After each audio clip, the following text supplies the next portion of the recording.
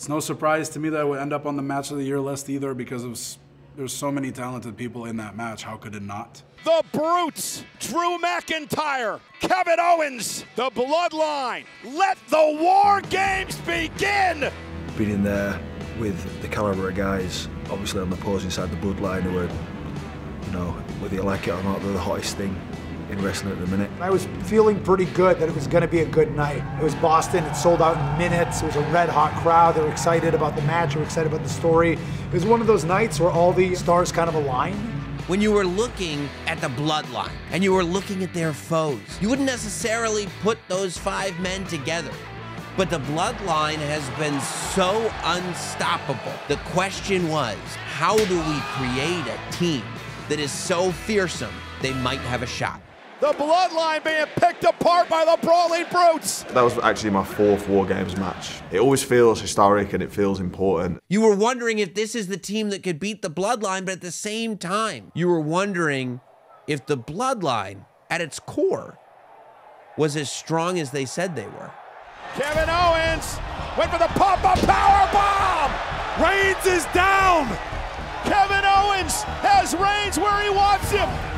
Stunner by Owens! Kevin Owens for the win! Kevin Owens is covering Roman Reigns, and you think Roman Reigns is about to eat the first pinfall since returning to the WWE years ago. Sami Zayn hooks the referee's arm and doesn't allow it to come down for a 3. Is that enough to prove Zayn's loyalty? That's your family!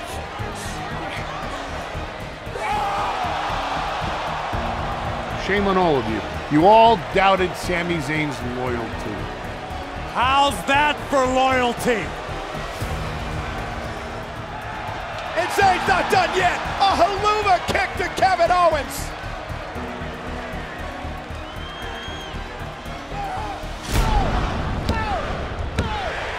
Sami Zayn proving, damn it, I am part of the Bloodline. As many scenarios as had been thought of by all of us fans as to what could happen in the War Games match, one thing didn't occur to us.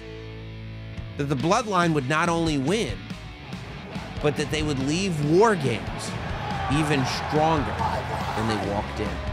The hug with Jay and Sami was the main thing that stuck out to me. I mean, you could hear the crowd reaction when they hugged, and you know, I got goosebumps now thinking about it. When you look back on the year 22, this will be talked about, you know, 5-10 years down the road.